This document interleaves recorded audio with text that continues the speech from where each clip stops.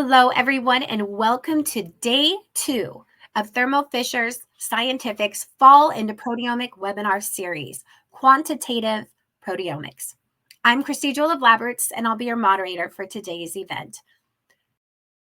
Now, today's educational webinar is sponsored by Thermo Fisher Scientific, and for more information on our sponsor, please visit thermofisher.com. Today's event is interactive, and you may submit any questions you want at any time you want during the presentation. To do so, simply type them into the Ask a Question box and click Submit. We will answer as many of your questions as we have time for.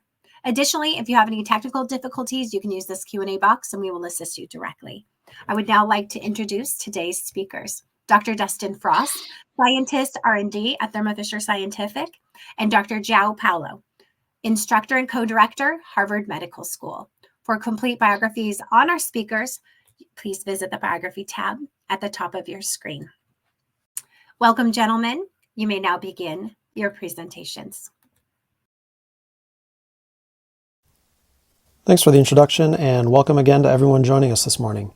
Today I have the pleasure of presenting the latest development of our TMT-Pro reagents, which is the expansion of 32-plex for high-throughput quantitative proteomics on Orbitrap platforms. So while there are both label-free and label-based methods of quantification by mass spectrometry, our interest today is in label-based methods using heavy stable isotopes that permit sample multiplexing, as there are several advantages to this approach over label-free. So labeling samples with unique tags allows us to pool multiple samples into one and analyze in parallel by LC-MS. As discovery-based proteomics studies increase in scale and sample prep is being handled by automation, this is more powerful than ever. The benefits of multiplex analysis include reducing the sample input for each sample, boosting signal, improving confidence in statistics via controls and replicates, and increasing throughput to save time, as well as reducing missing values between samples. The best way to multiplex many samples in a single experiment is using isobaric tandem mass tags. In this approach, samples are labeled with a set of chemical tags that each have the same mass. The labeled samples are pooled, and upon MS analysis, a single precursor is detected for each labeled peptide. When this precursor is isolated and fragmented, peptide backbone ions are generated for sequence identification, and reporter ions are generated in low mass region with intensities that reflect the abundances of the peptide in each sample. This is then rolled up to the protein level, and comparing these abundances allows relative quantification of proteins between samples.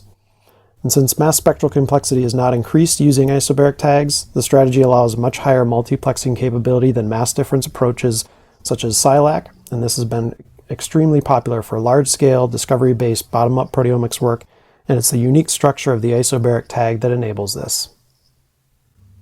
Here I show the first-generation 6-plex tandem mass tag commercialized by Thermo Fisher Scientific in 2008.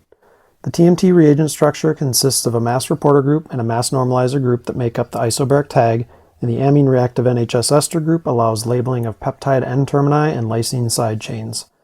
Multiplexing is achieved through uniquely distributing heavy stable isotopes of carbon and nitrogen such that increasing numbers of isotopes on the reporter group are offset by decreasing numbers of isotopes on the mass normalizer group. Peptide labeling during sample workup is achieved efficiently in T-buffer with acetonitrile, with all labeled peptides incorporating the same massive addition of 229 Daltons per tag. Upon fragmentation during tandem MS analysis, the reporter group is cleaved and a unique set of reporter ions are generated in a low mass region of tandem mass spectra at M/Z 126 through 131. It was discovered several years later, somewhat serendipitously, that reporter ions with a carbon-13 swapped for a nitrogen-15 were measured with a slight mass difference of 6 milldaltons when acquired at high resolving power in an Orbitrap mass analyzer. Using the same structure and number of isotopes, this enabled the development of an 11-plex set of reagents in 2013 that could be used with Orbitrap instruments.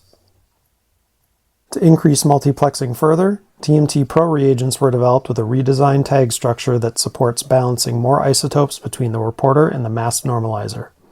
The larger tag features an isobutylproline reporter group and an extended dibeta-alanine linker that accommodates 9 carbon and nitrogen isotopes, and the resulting reporter ions range from M/Z 126 to 135.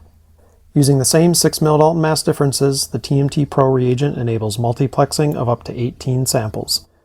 This TMT-Pro tag is easier to synthesize, and the fragmentation characteristics are improved over TMT to better balance reporter ion signal with peptide backbone fragment ions. Labeling and analysis remain much the same, with the tag mass increasing by about 20% to 304 Daltons. This is what a typical TMTpro workflow looks like.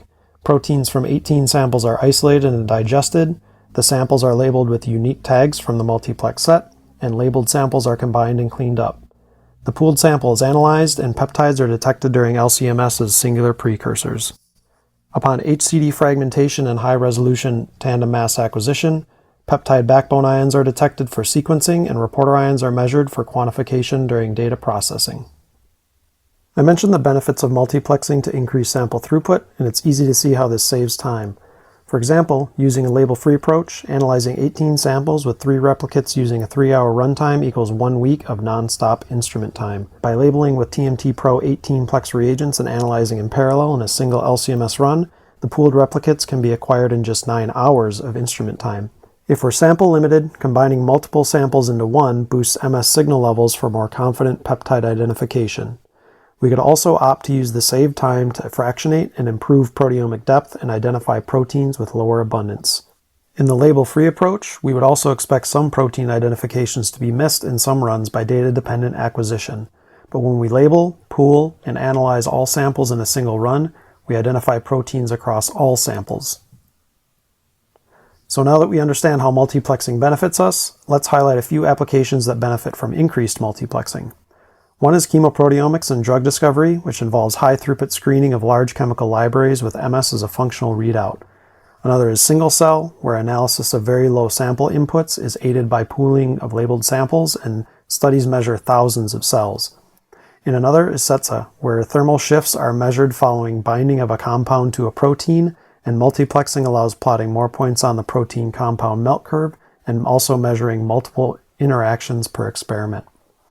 There's definitely an appetite to analyze more samples in less time, reduce missing values, and boost signal levels.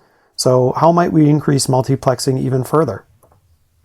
We considered a few ways to do this, including larger tag designs and hyperplexing methods that employ mass difference labeling, but we found that the most viable method was using deuterated variants of the existing TMTpro reagent. This way, we retain the compact tag structure and favorable fragmentation behavior, and labeling and cleanup are unchanged. Previously, we exchanged carbon and nitrogen heavy isotopes to impart 6 milldalton mass differences between nominal mass reporters. Now, by incorporating a single deuterium in the TMTpro reporter, the mass difference is just 3 milldaltons compared to the carbon-13 variant.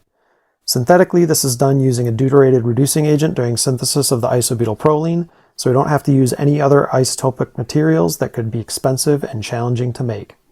The deuterated variant is isobaric to the existing tags during MS analysis, as this 3 milldalton mass difference isn't discernible for labeled peptides at the precursor level. By adding just a single deuterium to the tag structure, we were able to create an entire 17-plex set of reagents with unique reporter ion masses that differ from the 18-plex set for a total of 35 unique isotopologues. The TMTpro 32-plex set combines the existing 16-plex with 16 new deuterated reagents. We think that an even split will be most useful for typical experimental designs with additional channels available for bridging and normalization, which I'll elaborate on later in the talk.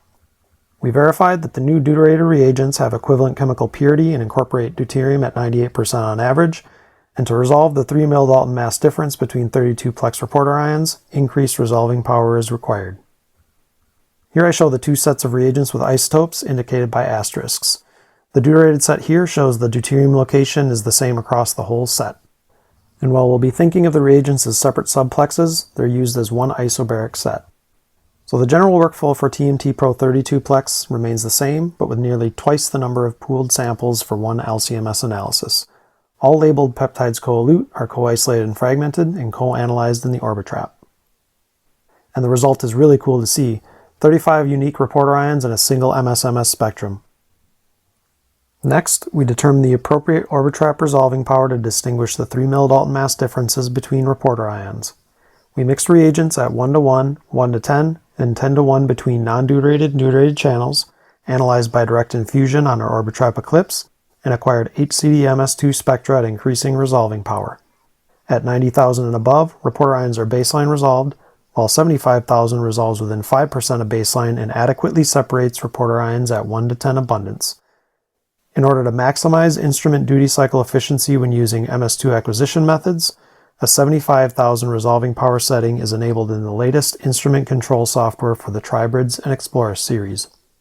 We further characterize the resolving power required to distinguish reporter ions using a 32-plex HeLa sample mixed at 1:10 ratios between non-deuterated and deuterated channels. With turbo TMT spectral processing enabled to achieve higher effective resolution of reporter ions at lower FT transient times, the 45K scan was sufficient to achieve good quantitative accuracy and precision. Also worth pointing out here is that we observed comparable accuracy and precision between 75K and 90K resolving power.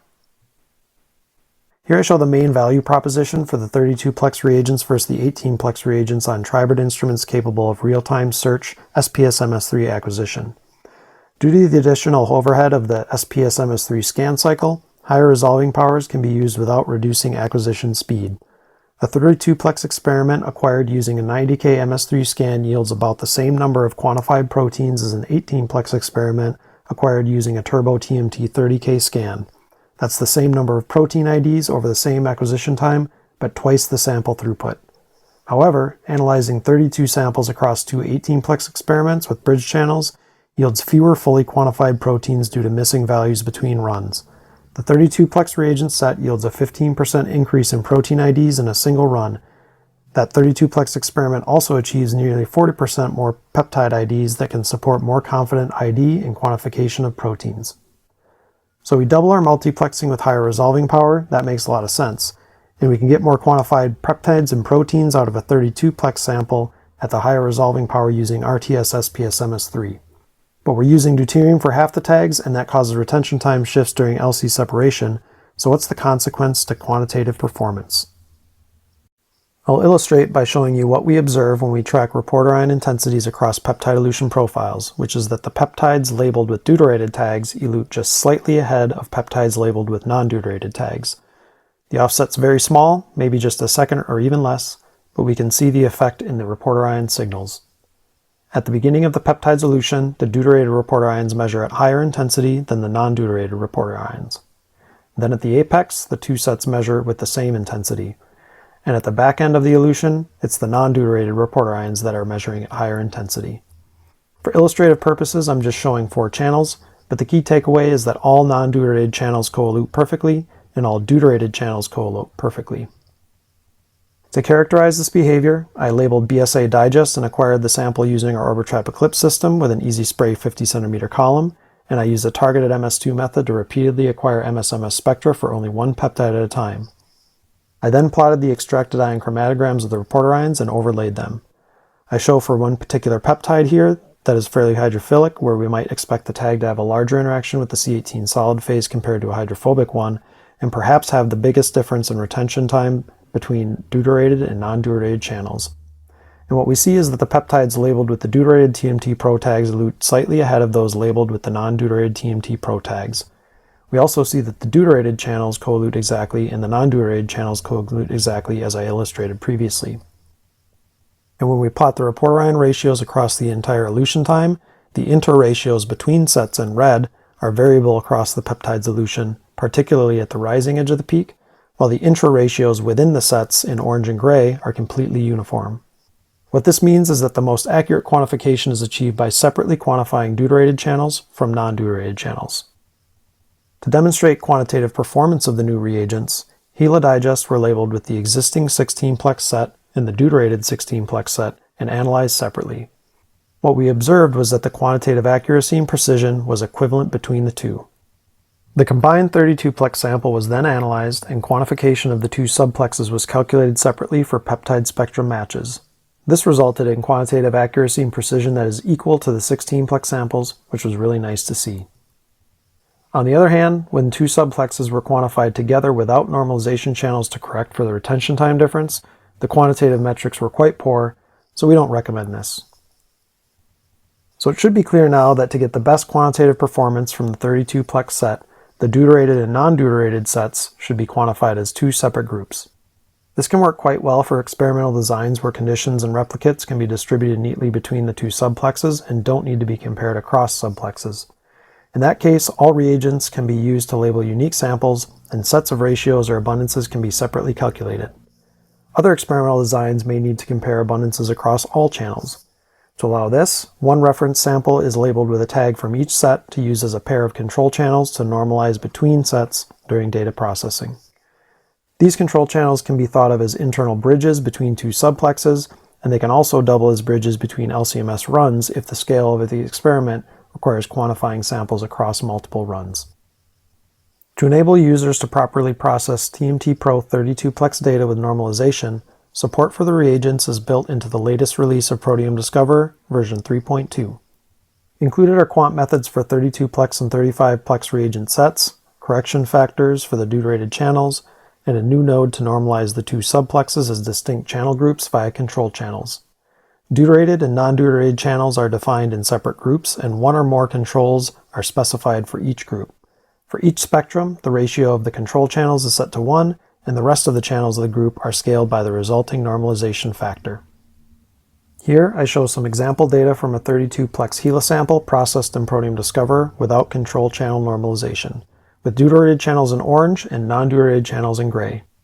The differences in measured reporter ion abundance between subplexes is due to the retention time shift between sets and the difference in where MSMS is triggered along each peptide's elution profile. For the first peptide, MSMS was triggered early in the peptide's profile, with the deuterated set measuring at higher signal.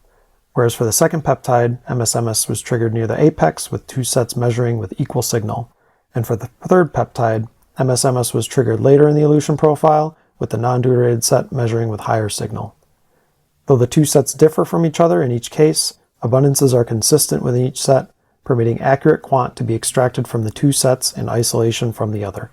But by defining control channels in PD, the data is normalized using a factor for the pair, and abundances can be more accurately compared between subplexes if the experimental design requires it. We've worked with our collaborators at Harvard to vet these reagents, and with their help, we came to understand that control channel normalization is especially important for samples that are fractionated by high pH reverse phase HPLC. Without normalization, volcano plots would indicate differences in protein abundance just based on the differences in retention between the deuterated and non-deuterated sets during fractionation. But once control channels were used to normalize the data, the effect was mitigated substantially, with 99% of the quantitative data measuring within typical variance. So now I'll wrap up by going over the products we recently launched. In addition to the TMTpro 32-plex kit, users with stock of the existing 16-plex kits can order the 16-plex deuterated kit on its own. The 17th tags of the two sets are sold as a pair to add to the 32-plex kit to allow additional control channels. And then the 135 CD tag is available on its own to get the full 35-plex set when combined with other kits. For high-volume users that want to use these reagents with high-throughput automated platforms, we also offer custom services to provide the 32-plex reagents pre-aliquoted in 96 well plates. And finally, we have a new version of the Orbitrap Tribrid Series instrument control software available on the Thermo Scientific software portal, which can be downloaded and installed to enable 75K and 90K resolving powers on the Orbitrap Ascend and Eclipse, as well as new Turbo TMT 45K and 60K options. So with that, I'd like to thank my colleagues at Thermo Fisher Scientific who contributed to the development of the reagents, the instrument control software, and PD data processing software. I'd also like to thank Proteome Sciences for synthesizing the deuterated reagents, as well as our collaborators at Harvard Medical School for helping us evaluate the performance of the new reagent set. I'd like to now pass it over to Joao Paulo at Harvard Medical School to speak more about the TMTpro 32-plex reagents. Great, thank you, Dustin. And I'd like to thank LabRoots for putting this all together. I'd like to thank Thermo Fisher Scientific for the invitation to present some of the work I have here. And also, I'd like to thank you, the audience, for logging in and listening and listening to this presentation. So the title, as you can see, is Expanding Quantitative Proteome Profiling with TMTpro 32-plex Sample Multiplexing. So when you think of multiplexing or sample multiplex, I like to think of it as a biological assay within a closed system. So you can take multiple samples, you can process them, you could digest them, label them, etc. Then you combine them into one single sample, and then you run that one sample. So rather than analyze 32 samples, for example, you can just analyze one single sample, and so you save a ton of instrument time that way. You can also by doing so, you're you're running a multiple simultaneous comparisons. And so you can run different perturbations, cell lines, conditions or what have you. And then you just run them in one single experiment. It just makes it for a cleaner comparison, like all the way through. And one of the reasons for that is you have fewer missing values. So let's say you run 32 experiments, the overlap like among your peptides and proteins will be much, much less than if you run it in one single experiment in which you have quantitative values for all your peptides across all channels, I should say, in one single experiment. And this also is closely tied with precise quantification. And so because we're running the samples together as one, you don't have the effect of different conditions. Let's say different attention times on your column, different calibration states on your instrument, and what have you. So you kind of you take away that variability due to that. So it does give you more precise measurements in the end. And so for this talk, I'll just give you a brief overview right now. Just like introduce the TMTpro D reagents, the deuterated TMTpro reagents. I'll also talk about my first impressions of the reagents.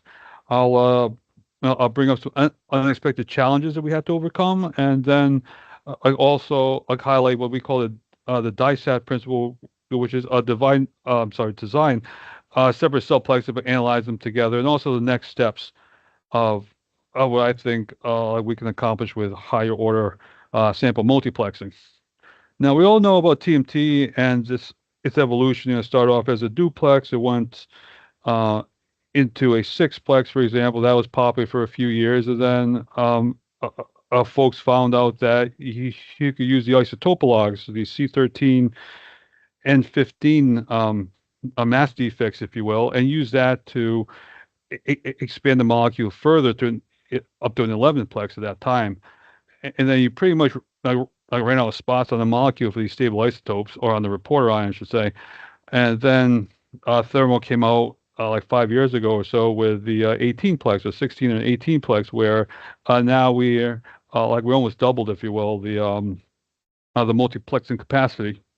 And earlier this year, Thermo did it once again, where they added a deuterium to their molecule. So they didn't change the molecule at all. It's still the same TMTpro molecule, but now there's a deuterium added to it, which it expands it to like the 32 or the 35-plex. And so that's kind of fascinating. So just take a quick step back and look at the TMTpro 18-plex. So what that did, once again, it leveraged like the mass defect, the 6 milldalton mass defect between like a neutron of a C13 and a like N15 atom there. So we have over here the TMTpro, we have like the 127N and 127C. And if you look, we see here this nitrogen it's a heavy nitrogen, it's N15, and this was just like a heavy nitrogen, if you will. So, but it does have a heavy carbon here. So that's the only difference between these two reporter ions. They have the same mass, right? The same nominal mass, the same chromatographic properties, but only that mass defect is different. This 6 milldalton mass defect. So they took great advantage of this. And once again, we have the same nominal mass, same chromatographic properties, right? But like we can expand our 11-plex or a 10-plex. It's now a 18-plex, which is kind of cool. So yeah, so here's a nominal mass. Here we have a 10-plex here, like using the TMTpro molecule. If we look at nominal mass, but once again, if we look at the mass defects, we have here 18, our traditional 18-plex, which we're all accustomed to at this point. So TMTD takes a step further. TMTpro-D, I should say, takes a step further, where they take the backbone. Once again, they add in a deuterium, and now we have not a 6 milldalton shift, but now a 3 milldalton shift. So that got a little bit smaller. So fortunately, the Orbitrap can handle it. So we're in good shape. So with that one deuterium substitution per TMT, we're able to almost double once again. Well, not double, but at least a 50% increase or so from an 18 to a 32-plex. And so now, obviously on this side here, we have the original TMTpro 16-plex, right? So that's our, I like to call these subplexes now. So we have the non-deuterated subplex and the deuterated subplex. This will make more sense as we go through. And what they have in common, once again, they all have these nice stable isotopes. Like where the non-deuterated, of course, doesn't have the other deuterium, but the deuterated, of course, does. But once again, all of them have nice stable isotopes.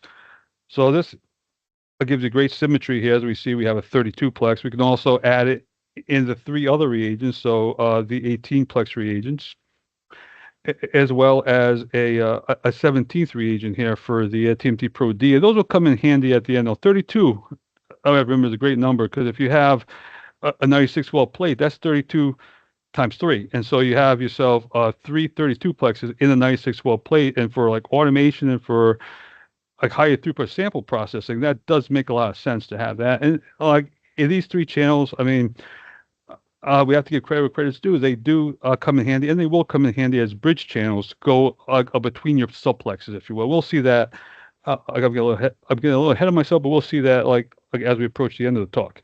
So one thing that's kind of interesting, you go to the Thermo website, it's like a little confusing how to get these 35-plex, if you will. They sell the, of course, they sell the original 16-plex. They sell the deuterated version of it, but then they also sell the 32-plex, which are the 2 16-plexes together. But if you want the 35-plex, you have to purchase the 2 18-plex reagents, as well as this 135 CD reagent. So that will give you your 35-plex. So even though Thermo likes to promote this as a 32-plex, like you'll see by the end of the talk, that 35-plex is actually it's actually very useful at the end. So once again, we have here our 10 unit masses of reporter ions, essentially from 126 all the way down to 135. And if we look at the 35-plex that I have up here, we see that there's a 3 milldalton difference between here. Between the N and the NDs, as they call them. So now they're NDs, so that's the the N15 plus the deuterium. And we have the CDs, which is the C13 plus the deuterium. So what I have here is just in profile mode, a spectrum of our reporter ion in the reporter ion range. One of the things we have to remember, if we're doing the 18-plex, we all know we have to use like 45K resolution if you have an Explorers, or you're using 50K resolution on one of the tribrids. But here, on the other hand, like the resolution, because of this 3 milldalton difference, we have to actually like use a higher resolving power. So in general, it's 90K. So like here's how it looks: 90K in profile. But we can also use it. We can also use a turbo TMT option as well. You have 45K turbo TMT. That will give you enough resolving power that's pretty much equivalent to what we have here at the 90K resolving power. So once again, this is just highlighting it. And in your thermal software, you'll just have to change the option here for turbo TMT right here. So I think this was on an Eclipse, and we see the 50K. You can set it to 50K resolution, and you can have turbo TMT in that 50K resolution. So you should be good to go. You'll be able to see that 3 milldalton mass difference with no problem. One thing to keep in mind: turbo TMT, it also it won't give you the profile view, so you'll have everything centroided. And so, like, even though I'm kind of highlighting here turbo TMT, this is actually a 90K resolved profile spectrum. Just keep that in mind. That's the only modification we have to make. As far as the instrument side goes, when we're collecting this data, is to change the resolution setting, because now we require higher resolution for the deuterated TMT. One of the things we don't have to change, though, is our sample preparation. So regardless of how you prepared your samples for TMT or TMTpro, what have you, that doesn't change. Only now you have more. So no longer we limit to the 18 or the 11. Now we have like up to 35 different conditions. And in regards to what protocol that you use, either mine or others, like it really won't matter. It doesn't have to change. So you don't have to change anything, except the amount of tubes you have to label. That you really have to change. All right. So that's that. So now, just to give you a general workflow of what we call the SLTMT, workflow that we use, just a general idea of it. As we all know, we don't get up to 32 conditions. We isolate these proteins, and I usually use the chloroform methanol precipitation, or sp3, or PAC, as some call it. And so we have, we lyse, we reduce, we alkylate, we precipitate, we then digest overnight with lyse C, trypsin for 4 hours. We don't do any desalting between digest and label. We label right in the presence of trypsin and in the presence of 200 millimolar EPS, for example. And we mix, we dissolve, we then fractionate, we do like a peptide pre-fractionation using high pH reverse phase. We collect 24 fractions, of which we run the 12 non-adjacent fractions. We either do FAMES, we either perform like analyze our sample with FAMES in high-res MS2, or we do real-time search MS3. And this particular workflow was done on a tribrid. So the first experiment we did, we took 9 tissues from mice, and we made 27-plex. We had a 27-plex reagent set, and we took like 3 different mice, and I arranged a sample like this. I had mouse 1. I took like 9 tissues from mouse 1, and this was the help with Sherry Lou in the lab, and for mouse 2, the same tissues. And we also had mouse 3, which ended up receiving the deuterated reagents. So we had 2 TMT Pro 18 plexes, and we had 1 TMT D, essentially subplex, I call them. So we have, so that's our sample arrangement. Our workflow was just like as I described previously, only here we did unfractionated. This is just one unfractionated sample, 9 tissues times 3, pooled, unfractionated with FAMES high-res MS2 on the tribrid. I think we did 90K resolution on the. I think we did 120K resolution on this because it is like it was on Eclipse back in the day. So this was one of the first experiments that we did, and this is a PCA analysis. So principal component 1 here on the x-axis, principal component 2 here on the y. Like we got greater than 4,500 protein. Once again, it's unfractionated, so those definitely aren't numbers to brag about. But for unfractionated, I think 2-hour run or so, it wasn't too bad. But one of the nice things that we noticed is that all the tissues pretty much clustered together as we were thinking. Like the brains, all 3 samples here clustering together, the spleen, all 3. And lung and ovaries apparently clustered together, and a few other ones down here are just clustering as they should. We also compared it to a experiment we did a few years ago. It's a TMTpro 18-plex. It was a fully fractionated experiment. It was greater than 10,000 proteins, etc. Like if we look at the profiles, now the brain is out here like all by its own, just like on this side, just like on the deuterated sample. The spleen's up here, like all alone. We didn't do testes this time, so it's not here. That's kind of nice. And we also we see the ovaries, lungs together, so these are clustering together. So the clustering is very, very similar between the 2 plexes, done different ways, different mice, different experiments. Like everything's, they even different instruments. Everything's completely different between these 2 experiments, and the clustering was pretty tight. Everything looked great, so I was really excited. One of the first impression, this is phenomenal. You know, this is exactly what we would want it to be. You know, it's a true 27-plex. So one of the things that I raised a little suspicious when we look at this hierarchical clustering of these data, we noticed that we remember the 3rd experiment. That was our deuterated experiment. And so if you look at it, for every one of the triplicate samples that we have, the deuterated was always kind of like a little bit of an outlier. As we can see here, for the most part over here, it came very, very close. But like all the way through, we can see that this deuterated reagent, it was a little bit off. I mean, it was just something ain't right. So first impression, the data looked great. I don't get me wrong. There was no pre-fractionation. The samples are very, very different from each other. Now, I don't know about you, but I can tell a difference between a mouse tissue, mouse brain tissue, and a mouse liver tissue just by looking at it. Like I don't need mass spectrometry to tell me that this is a mouse and this is a mouse brain, this is a mouse liver, right? I mean, I don't need that. So it's very it was very a softball, if you will, like experiment. But it was good. At least we showed like the workflow worked, everything else worked as expected. But we did decide to do something a little more challenging, if you will. Now, but something to keep in mind before I even go for these unexpected challenges. So I mentioned before about the C13 and N15 like those labeled peptides, same nominal mass, right? And then also it has identical chromatographic properties. Now we use reverse phase. We have it like upstream, we do high pH reverse phase, and then online, like on our instrument, we also do reverse phase, like we do low pH reverse phase, if you will. So we do 2 steps of reverse phases along the way, right?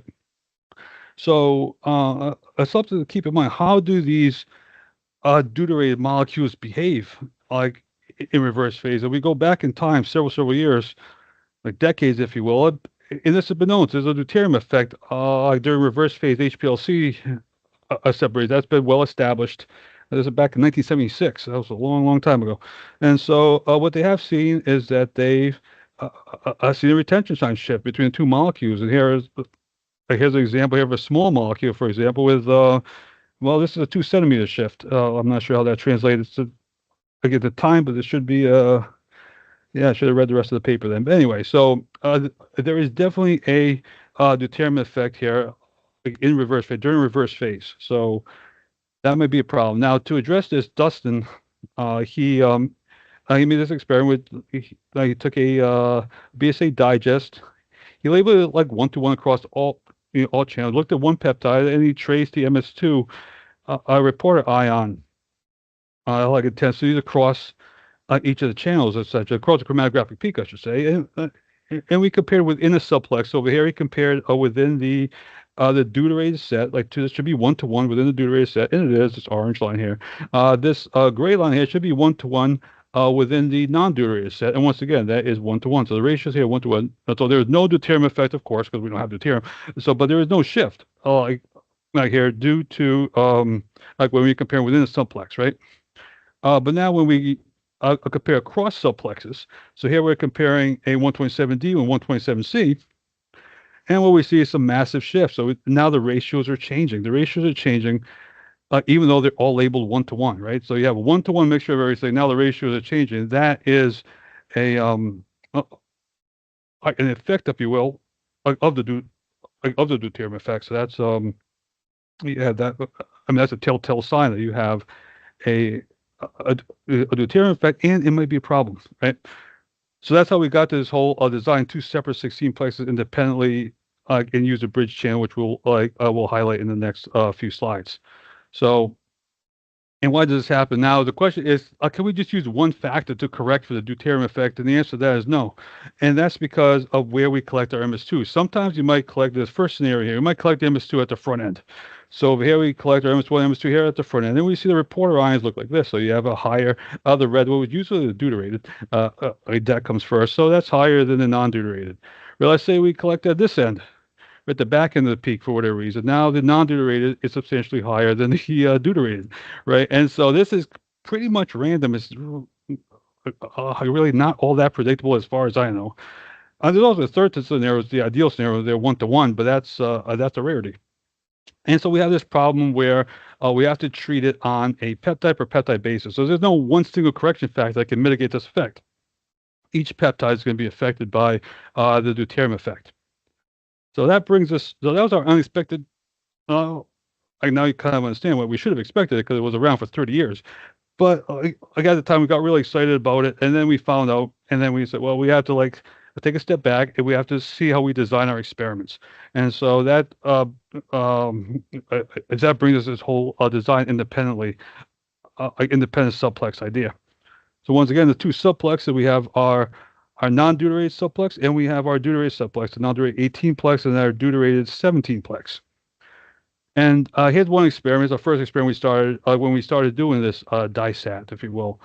So we start here with, we have here 18 samples. We have 7, we have, I'll take the bet, we have 16 samples. We have like 8 of one cell line, 8 of another cell line, where we split these samples in half, and in half we labeled with a deuterated reagent, the other half we labeled with non-deuterated reagent. Now we took all 16 of these and we combined them and we split them into 3. We had 2 samples here go into this pooled bridge channel for the non-deuterated, and the equivalent sample into the pooled bridge for the deuterated set. And so that's our pooled bridge sample, very, very important. And then we just proceeded as we normally do with the SLTMT protocol. We acquired the data together. We pooled the samples. We acquired the data together. right? Then we split the data here and we normalize. We did a column normalization like we normally do, but we treat them separately. We treated the 18-plex separately from the 17 D set subsets separately. So we treat them separately here. So we column normalize them separately.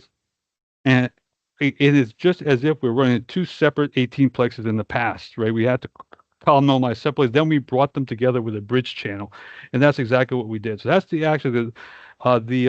only difference between this protocol or this workflow, this sample, this data analysis workflow, in our previous data analysis workflow is now that we're using the bridge normalization, if you will, to merge the subplexes. And then, of course, we assume we'll do all the downstream bioinformatics together. So one of the things, the key point here to remember, as I have down here, is that we need the common sample between the subplexes. This allows us to bridge the samples together. So we treat them as two separate subplexes that are now bridged together into one. So in this experiment, as I've outlined here, that was performed here by Nate in the lab, he took these 8 cell lines, just like I explained earlier, these 2 cell lines, I should say, 8 of each. He processed them and he pulled, he pulled them all and then he divided it into our bridge channel, like I just mentioned earlier. So he analyzed them here on, this was on a Explorers 480 with Thames. So this is a full 12 fraction analysis. And we compared the 2 cell lines, 2 very different cell lines, and we're comparing them. And the first thing we wanted, and I got the end of the day, we had 12 fractions. We had like over 8,000 proteins, almost 9,000. If you were to round up, 6,400 peptide. Not the deepest of data sets, but it actually serves its purpose of this experiment. And once again, this was 90K resolution, and so that will bring down numbers slightly. We've now started, like I mentioned earlier, to use the Turbo TMT, and I highly recommend you guys use the Turbo TMT for this because the data look identical. And also you'll get you just get around faster and you'll get a much deeper data set. All right, so one of the things we want to look at is the quality of the data. How well do the data agree when you're comparing within the plex? So here I took the log2 ratio of the HEK to HCT, and this is a correlation plot. And on the y-axis, I have the TMTpro D, and on the x I have TMTpro, and we see a very, very high Pearson correlation, and of course, like we have no missed values, so we have like a large N. So that's a good sign. We definitely have agreement between the 2 plexes independently of each other before we combine them. Now, how do the PCA look? Now, remember the mouse PCA, that I showed earlier, the principal components analysis that I showed earlier. They cluster very well together. Here we see a clear difference between the deuterated and the non-deuterated channels, as you can see here, right? And so we do this bridge. This was before we do the bridge correction. We do that bridge correction, and it brings them all together. So now the HEKs are clustering pretty tight with the HEK. The HCTs, once again, with the HCTs and the bridges together. And if we look at individual peptides, this is what we see. So this is no correction. I'm not sure. It says no correction, but you kind of get that. And this is no correction. We see that the bridges are very, very close together, and these guys here are slightly off. We correct it, and once again, there's not much there's not much here to correct to begin with, and so it doesn't throw things off completely. It's not like it shoots the orange one all the way up, so it doesn't hurt it. So if there is no correction needed, it's not going to be corrected. It's not going to be overcorrected, let's say.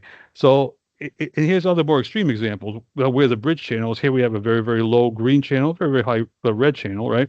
And this definitely needs a correction. And once you correct it, you can see everything's pretty much one-to-one with an error. Or you can see this one here is actually higher than this, even though here this one's is more intense. And we took here another peptide here, another third peptide. This is all at the peptide level we're comparing here, though.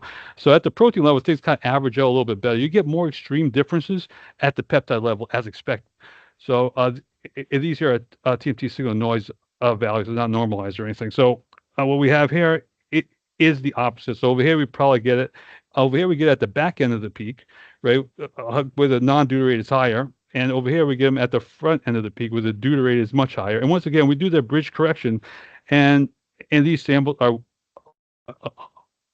these samples are one-to-one as expected. We're expecting to be one-to-one, because that's what they are. So this seems to work pretty well all the way through, as we could say. So now how we do that? There's multiple ways to do this. Like originally we did in Excel. Nate came along, he did it in R, and Thermo now came along and they put it in the PD 3.2. Oh, I kind of get it now. This is the 32-plex, and now we have a PD 3.2. That's like 32-plex. So that makes a lot of sense. How about the irony of that? So anyway, they have like a node here, like in the new 32-plex. I'm sorry, the new PD 3.2, where you can select your channels. You can select which are your bridge channels, if you will. You can select your two groups. I mean, they're calling groups what I could just call subplexes. I mean, I prefer to use subplexes and groups, but hey, yeah, but they're using groups, so maybe they'll change it at some point. But anyway, so now they have this new node here in PD 3.2 that you guys can use for normalizing your TMT, or for I'm sorry, for going across the subplexes. So that pretty much when I mentioned earlier about design separate subplexes together, that pretty much highlights that. Like one quick application, we'll kind of run out of time here, but one quick application here that was based on some of the work that was done, like in Steve's lab and also in Ben Cravat's lab, with activity-based protein profiling with TMT. They've done a lot of work on that, both together and independently. And we had like the one experiment based on this, and this was published actually recently. This is the only part of the talk that's been published, and this has been published recently in JPR, where we introduced the 35-plex, and this was like the final experiment that I'm going to go over right now. So I'll go pretty briefly on it, since it's already published. You guys can just read the paper if you like. So sulfapin is a covalent inhibitor that blocks MYC-driven tumor in vivo. That's actually the title of this paper I have here. So it pretty much like explains what I want to say. So that's the perfect title to the slide. And so it was developed from using data from electrophilic fragment library screen. It binds to cysteine 113 of pin 1, and that inhibits its catalytic activity. And pin 1 is overexpressed in a variety of cancers, and so we do see the advantage of trying to inhibit it, especially inhibit it specifically and well as well. So that's something to keep in mind. So that's sulfapin for us. That's the molecule that we're going to study, if you will. So the question becomes, and this was done by Rebecca Whitehouse in the lab, and also Shane Dawson as well. I forgot to mention. Sorry about that, Shane. And the question we're asked here is, can we find a structural analog, right, with improved target engagement profile, profile compared to sulfapin, of course. So Rebecca did, she looked through a 10,000 electrophile library.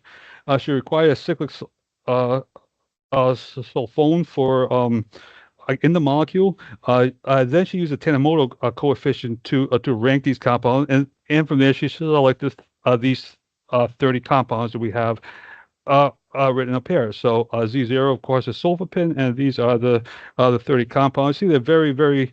I mean, some of them are very similar, some of them are very different, and so that's something to keep in mind. So we're trying to find ones that give a better target engagement than sulfapin.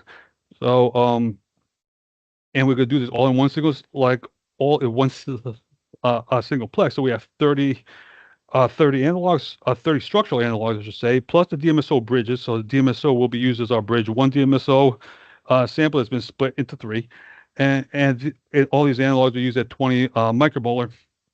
So we took them, we treated a plate of cell lysate. We then added the DBI probe.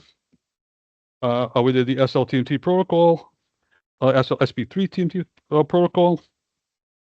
So we pulled a sample, we did the streptavidin enrichment, and we ended up with 135 plex, right, which gave you 2 shots of 2.5 hours on an eclipse, and it gave us greater than 15,000 cysteine-containing peptides that we analyzed further. Now, something to keep in mind about the data analysis for this, and we kind of don't go through it in the paper very much, so I'll just highlight it here. There's 2 possible scenarios. You have a scenario where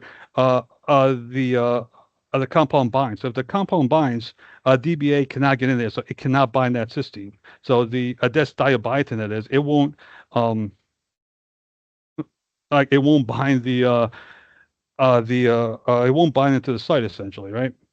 Because it's being occupied by the compounds. Then you use observe a drop in reporter ion signal.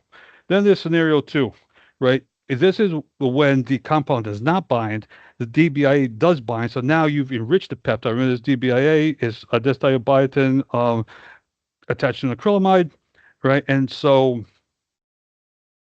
it binds, and you will get and you will see that peptide essentially.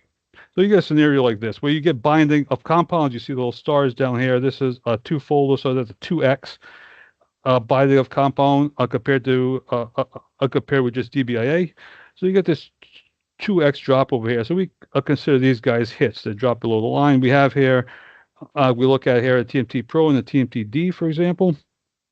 Like, and we can normalize, if you will, using these DMSO channels. We have 4 DMSO channels on this in this scenario.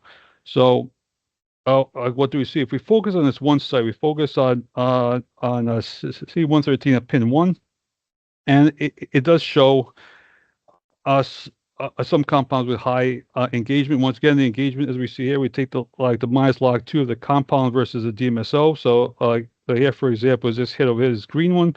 We take it versus DMSO, and that we would consider a hit essentially, depending on where it falls. So here's sulfur pin right over here in yellow. And what these guys are this color code scheme, if you will. The more yellow it is, the more like sulfur pin is in structure, and the more purple it is, the more the less like sulfur pin that particular compound is. And we see over here, there's some compounds here that have a higher target engagement than sulfur pin. So these are compounds that are able to bind C113 of pin 1 actually much better. So that's something to keep in mind. So we've looked at these 4 compounds here, and we've broken it up just to validate these hits. So we've taken the 32-plex like experiment, and we decided instead of validating with another 32-plex experiment, we are just going to validate it with a traditional TMTpro 18-plex. And so we took each of these compounds, and we took the cell lysate like as usual, and we used like 9 different doses of these compounds in duplicates. And so here's your 18-plex. And once again, we did this for 4 different compounds. Well, actually 3 compounds as sulfur pin as a control. And we ran all these on the Astra once. One shot, single shot, 135-minute gradients. And these are response curves that we see here for target engagement, for example. Like we noticed that it all bind in a very much a dose-dependent manner. And so these are definitely 3 compounds that deserve further investigation into. So that's just now we were able to just validate. This is just show that we were able to validate what we saw with 32-plex. And we use the 32-plex as an initial screen to get targets we can narrow it down into, and we can actually look more in depth. So that's essentially what we showed by this final figure of this paper. So now just the next step as I run out of time here, where we think about this, and we think, and I mentioned earlier about 96 well plate, right? We have 32-plex.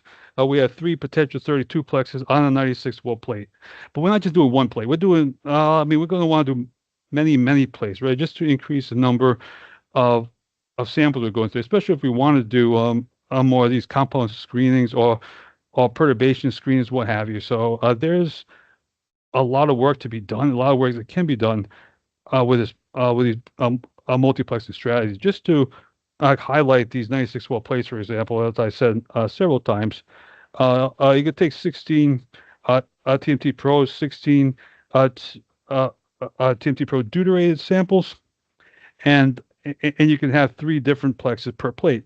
Now that's a 96 well plate. Now if we move over to a 384 well plate, which is essentially 3 96 well plates in one, 4 96 well plates in one, right? So that's 24 by 16, and once again, you can see how you can fit 12. I'm sorry, this should be 12. Like how you can fit 12 TMT 32 plexes on a single plate, which is pretty amazing. So you can I'm sorry, you can do like quite a few compounds if you were screening on a 3 to 6 well plate. Remember, this is multiplex sample, and so it's all additive. So you're adding the 32 samples together in one. So that also decreases the amount of starting material that you need. So back in the day, we were using 100 micrograms of peptide and labeling 100 micrograms. Now we can go down to 15, even 10 micrograms of peptide, which brings down the cost of the experiment, just because now we're beginning with less and we're pooling more. So that's something to keep in mind as well, as far as throughput goes, and as far as keeping costs down. One of the things also to keep in mind when we get to so many samples, the key of automation also becomes important. Whether, and I guess this is like the what's next, and what I think is the next. Where this whole higher order multiplex is going to go is definitely going to go into automation, whether it's on a Accelerome system or a Kingfisher Flex system that all that Thermo makes, or other vendors out there, like the Opentrons Flex, for example, is available, and or I mean, you can also do it with 96 well plate and a pipette as well, like a multi-channel pipette, but it's a ton of more work than it is to use one of these automated systems. Also, if you want higher precision, some of these systems are quite affordable, and it will also save a lot of time along the way as well. So I like to just give a couple takeaway points here. The TMTpro D32 or 35-plex reagents are available now through Thermo. The deuterated effect is a conquerable challenge. I mean, it exists. We're not going to ignore it, but we can definitely definitely find ways to mitigate it. I mean, there's probably other elegant ways to do it as well. But this seems to work. Like this whole DISAT principle that we mentioned earlier, like design separate subplexes but analyze them together, that seems to work pretty well. And by using these bridge channels and by doing a PSM by PSM correction, I mean, that seems to work very well. And I also think that automation is going to be a big deal in the future. It already is, actually, and it's just going to get even more important as we increase the order of multiplexing. So that's something to all keep in mind. I'd like to thank you all for your attention. To thank a couple other people here in the lab, specifically Nate and Sherry, and of course Steve, and other folks over at Thermo, Dustin and Ryan, and Rose and the rest, and the guys at Proteome Sciences for all the rest, and the guys at Proteome Sciences for also helping us out throughout the years. So I'd like to thank all of them. I'd thank all of you for listening. Sorry I went over a little bit, but I do appreciate your time. And if you have any questions, I'd be happy to answer them. So, okay, thank you very much, guys. Paulo, Dustin, thank you both so much for your informative presentations. It is now time for our live Q&A portion of our webinar. Now, to our audience, if you haven't already done so, please do so now. Submit those questions into the Ask a Question box. Click Submit, and we will answer as many of your questions as we have time for. So we'd like to bring back our speakers, and we're going to dive right into our questions. I know we're tight on time, but let's see what we can fit in here. Okay. Let's go ahead and start with this question. Which instruments are compatible with TMT-35-plex? Sure. So I can take that question. So we recommend the Orbitrap Tribrid platform as the best choice. So that's in particular the Orbitrap Ascend Editions. If you have an Eclipse, that's also a great option. And then the other option would be if you have an Exploris 480, that also has the resolving power required. Of course, with the Tribrid platform, you get the real-time search capability with SPSMS3. So that's what we recommend. Yeah. Excellent. Thank you. Let's go with this next question. What types of samples can serve as the reference to use with control channels? Joao, I believe this one's for you. Sure. Yeah. Well, you can normally we do take a combination of all your samples. So if you have like 16 other samples, we would combine all those and make that into your reference channel. So it's usually a combination. Seems to work best, a combination of all your samples as your reference. Excellent. Thank you. And because we're short on time, I'm going to squeeze some in really quick. Can previous versions of Proteome Discover be used to analyze TMTpro 32-plex data? Sure. Yeah, so I mentioned that taking separate sets of ratios for the subplexes, that can work pretty well. That's possible to do in version 3 of Proteome Discover, but the additional features of deuterated peak correction, those correction factors, and the control channel normalization, so those are going to give you the best quantitative results with the TMTpro 32-plex. Those are exclusive to version 3.2. So that's a paid upgrade from the previous versions, but every new version of PD allows you to install it alongside the previous version. It gives you a trial period. So when you're ready with your TMTpro 32-plex data, you can just download that new version 3.2 and evaluate it with your own data before committing to that upgrade. Very good. Thank you. And Joao, this question's for you. Two-part. For 32-plex, would you recommend making the gradient a bit longer to get the same depth as you would using 18-plex? And if so, how much longer?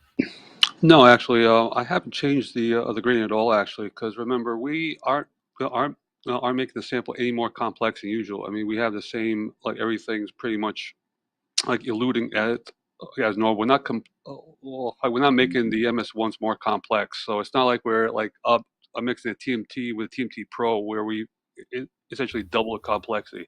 So I haven't seen like a reason at least to increase the gradient.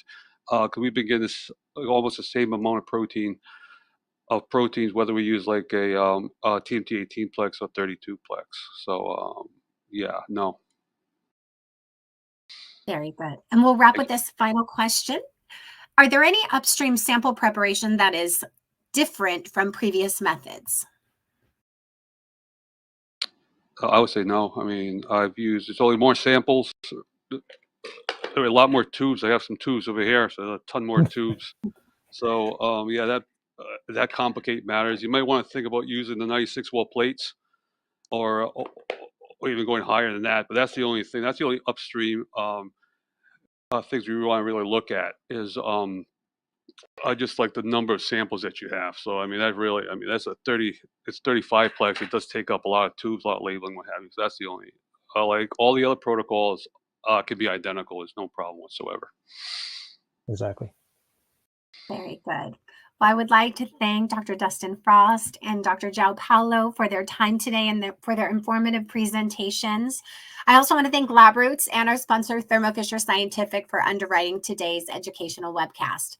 Now, before we go, I do want to thank the audience for joining us and for their interesting questions. Now, there were quite a few questions we were unable to answer, and additionally, those questions that come in during the on-demand period, they will be addressed by our speakers via the contact information you provided at the time of registration. Now, today's webcast can be viewed on demand, and LabRoots will alert you via email when it's available for replay. We encourage you to share that email with your colleagues who may have missed today's live event. Now, once we close, you will be redirected to tomorrow's day 3 part of our series. And if you haven't registered, please do so now. And we hope to see you again tomorrow. Thank you again for joining us. Have a great day, everyone. Bye-bye. Thanks.